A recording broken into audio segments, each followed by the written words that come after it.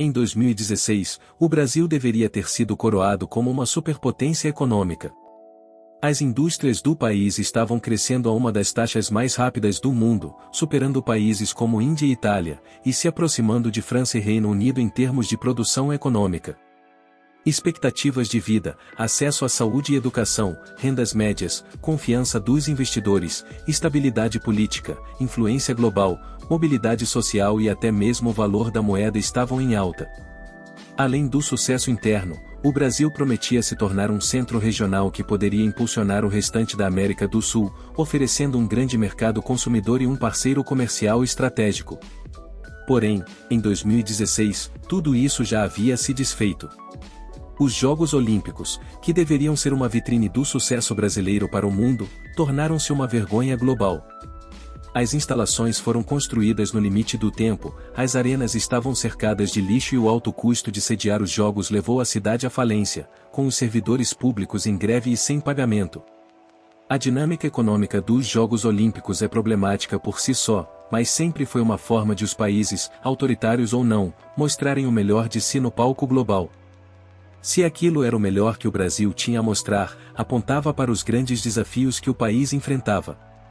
Desde o auge, o país perdeu quase metade do seu PIB, impactando todos os avanços obtidos nos anos 2000. O país agora enfrenta escândalos de corrupção e instabilidade política, dificultando ainda mais a recuperação desse sucesso. Como o Brasil conseguiu se tornar uma das economias de crescimento mais rápido do mundo? Por que tudo colapsou tão rápido? E, finalmente, o país tem alguma chance de reviver o sucesso do início dos anos 2000? Assim como muitos de vocês, eu amo aprender sobre o mundo ao nosso redor, tanto que isso se tornou meu trabalho diário, pesquisando temas econômicos fascinantes para criar vídeos semanais para vocês. Mas, além de economia, há muito mais que me desperta curiosidade e que não tenho tanta chance de explorar como gostaria. Por isso, tenho aproveitado bastante o Imprim, que permite aprender sobre temas como economia, finanças, filosofia e produtividade, com lições curtas que se encaixam facilmente na rotina. Ele reúne insights dos maiores pensadores, autores de best-sellers e professores de Harvard, transformando o conhecimento deles em lições visuais e interativas baseadas na ciência da aprendizagem, facilitando a retenção do conteúdo. A economia moderna do Brasil é definida pelos desafios que teve que superar, o que culminou nos anos 1990. O início da década trouxe a hiperinflação, com índices chegando a 56% em janeiro, 73% em fevereiro e 84% em março, obrigando o governo brasileiro a tomar medidas drásticas, congelamento de preços, abertura de investimentos e comércio, além da privatização de setores ineficientes para fomentar a produtividade. Outro movimento importante foi o fim da indexação, que ajustava automaticamente os salários à inflação. Essa prática alimentava um ciclo de alta de preços e salários, acelerando a inflação e tornando-a mais difícil de controlar. A remoção dessa indexação ajudou a estabilizar a economia, embora o desafio estivesse longe de acabar. Então, em 1994, após várias tentativas frustradas, o governo introduziu uma nova moeda, o real, buscando interromper o ciclo de hiperinflação. Até então, a inflação era tão frequente que, se trocássemos o real atual pelas moedas anteriores, o valor seria equivalente a 2,75 quintilhões do real original. O país precisava mais do que novas notas para convencer a economia de que desta vez seria diferente. Felizmente, o Brasil é imenso, com mais de 8,5 milhões de quilômetros quadrados, abrigando vastos recursos e uma força de trabalho acessível, com quase 108 milhões de pessoas. Essas vantagens facilitaram as exportações e a produção a baixo custo. No entanto, o verdadeiro impulso veio a partir de 2000, com a moeda mais estável, indústrias privatizadas mais produtivas e uma grande demanda por recursos naturais da China em industrialização acelerada. Antes disso, o Brasil era uma economia em crise constante, marcada pela instabilidade política e corrupção, mas o aumento das exportações o fez parecer uma economia avançada em uma década. E, enquanto outros países lidavam com a crise financeira global de 2007 e 2008, o Brasil se protegeu, graças à exportação de matérias-primas para a China. Um plano de estímulo econômico de 586 bilhões foi implementado para combater a crise, financiando uma onda massiva de construção que permitiu à China sair da crise. Isso gerou uma grande demanda por matérias-primas, que foram adquiridas de países como Canadá, Austrália e Brasil, nações que se saíram bem durante a crise financeira global, GFC. O Brasil, com um setor financeiro ainda em desenvolvimento, conseguiu evitar os problemas associados aos instrumentos financeiros avançados que causaram o colapso nos Estados Unidos e na Europa. O PIB do Brasil caiu apenas 2,9% no último trimestre de 2008 e 0,9% no primeiro trimestre de 2009, voltando rapidamente a crescer logo em seguida.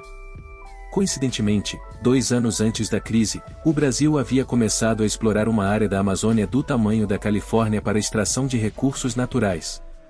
Embora controverso, isso gerou lucros significativos. Havia uma abundância de materiais valiosos, como minério de ferro, bauxita, manganês e ouro, além da madeira, que também era um importante produto de exportação. Além disso, o país descobriu o campo petrolífero 2P, o maior achado recente de hidrocarbonetos no hemisfério ocidental, com 8 bilhões de barris recuperáveis de petróleo. Essa descoberta elevou o Brasil de um importante jogador regional para uma potência, com todas as complexidades que essa posição traz. Então, por que o Brasil, que conseguiu superar a maior crise econômica moderna com recursos naturais abundantes em terra e mar, entrou em colapso? A resposta envolve a complexa política regional do país. O Brasil é composto por 26 unidades federativas, divididas em 5 regiões: Norte, Nordeste, Centro-Oeste, Sudeste e Sul. Em um Estado-nação coeso, a governança regional pode beneficiar o interesse público, com governantes atuando pelo bem comum. No entanto, quando a cooperação falha e há oportunidades de lucro fácil, o sistema passa a servir a si mesmo.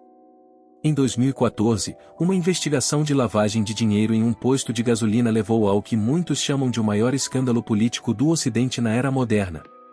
Tudo começou com a prisão de Nestor Cerveró, ex-executivo da Petrobras, a empresa estatal de petróleo. Parecia uma prisão rotineira, mas logo descobriu-se que Cerveró fazia parte de uma rede maior de corrupção.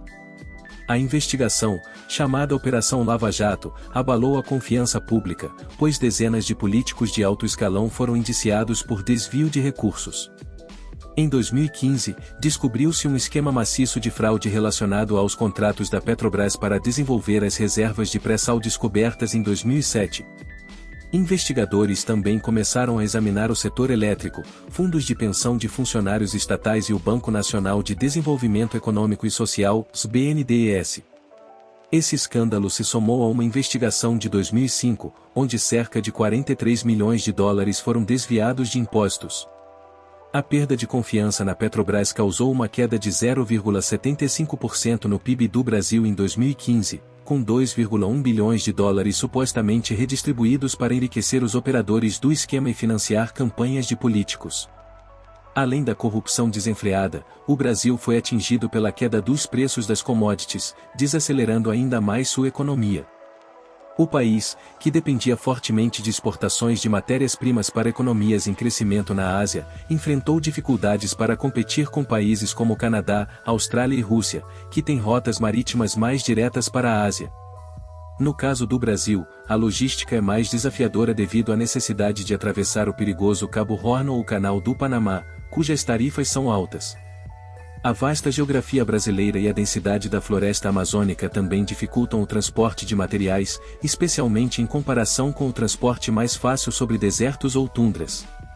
Embora governos tenham tentado aumentar a extração de recursos, a pressão internacional para preservar a floresta é significativa. A União Europeia, por exemplo, interrompeu relações comerciais com o Brasil em resposta ao desmatamento.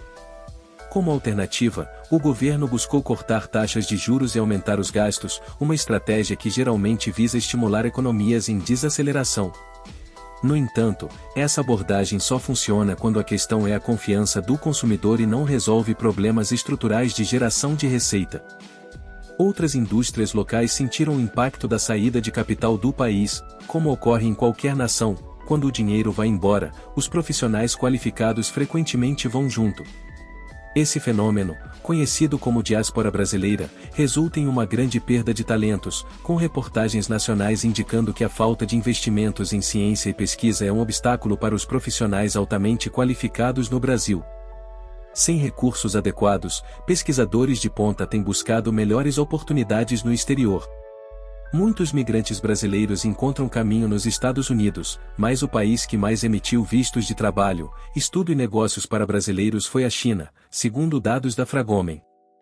O número de brasileiros imigrando para a China aumentou 321%, e o interesse pelo Paraguai também cresceu 175%, graças a programas universitários competitivos e incentivos para empresas com cortes de impostos.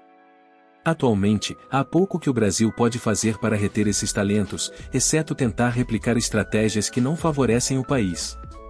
A redução de impostos e o aumento de gastos geraram mais dívida, e a desvalorização do real tornou mais difícil saldar essa dívida por meio de tributos. Conforme dados do Tesouro, o governo central brasileiro apresentou um déficit primário maior que o esperado em maio, pressionado pelo aumento dos benefícios previdenciários. As despesas governamentais também subiram 14% em termos reais em comparação ao ano anterior, impulsionadas pelo crescimento dos benefícios previdenciários, enquanto as receitas líquidas aumentaram apenas 9%.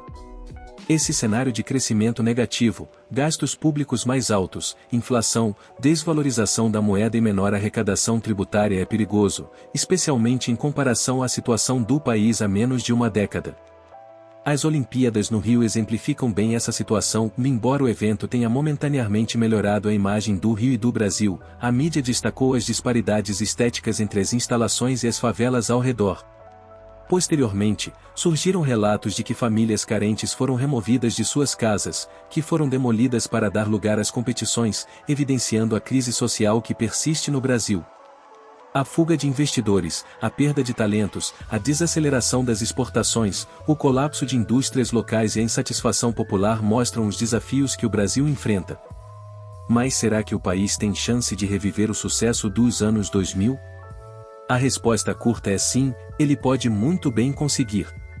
Claro, ninguém pode prever o futuro, mas mesmo com o fim do boom inicial, o Brasil ainda tem abundância de recursos naturais, o que indica que o setor de exportação, apesar dos problemas atuais, pode ter uma recuperação nos próximos anos. Além disso, o Brasil se juntou a outros países no Bloco BRICS, uma organização intergovernamental composta por Brasil, Rússia, Índia, China, África do Sul, Irã, Egito, Etiópia e Emirados Árabes Unidos. Embora essa escolha possa parecer isolante sob alguns ângulos, ela pode transformar o Brasil em um parceiro comercial preferencial para a China, que ainda é seu maior comprador. Sob uma perspectiva econômica, evitar conflitos e promover a cooperação entre rivais torna a estratégia do BRICS uma jogada inteligente, se executada corretamente. A pressão internacional para contrapor o BRICS também pode beneficiar o comércio com os Estados Unidos, que provavelmente não quer ver rivais ameaçando o dólar.